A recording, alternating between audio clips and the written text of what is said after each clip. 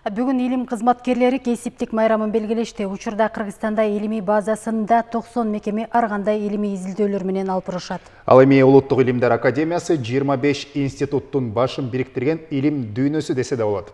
Илимпоздор чөйрөсү туурасында кийинки материалда. Бүгүн каалоочулардын бардыгы окумуштуулардын илимий иши менен тааныша алды. Илимдер академиясындагы көргөзмөгө окумуштуулардын ойлоп табуулары, илимий иштери коюлган.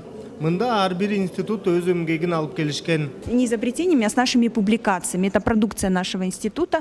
Илимдер академиясындагы ойлоп табуулар Советтер Союзу убагында чоң суроо талап менен колдонулган.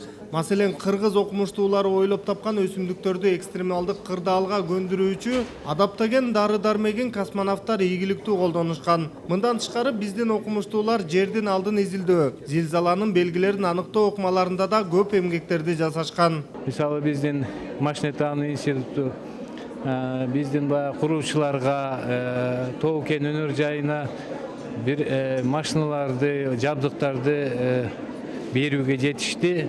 Анча чоң эмес, бирок маанилүү ачылыштарды бүгүн деле кыргыз окумуштуулары жасап жатат. Бирок маселе келип эле баягы каражаттын тартыштыгына такалууда. Приборлор, аппаратура керек, шайман керек.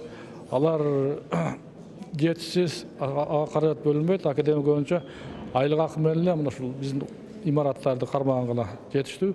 Калганын биз көбүнчө башка өлкөлөр менен, башка эл аралык уюмдар менен кызматташып, гранттардын эсебинен жана чогуу долбоорлордун эсебинен жасап атабыз. Аны менен академиянын чоң залында иш-чаранын салтанаттуу бөлүгү өттү. Окумуштууларды, илимий кызматкерлерди президенттин аппаратынан, өкмөттөн жана жогорку кеңештен келген өкүлдөр куттуктады. Улан Бакиров, Бермет Курманбекова, Алмаз Нурманбетов, Коомдук 1 канал.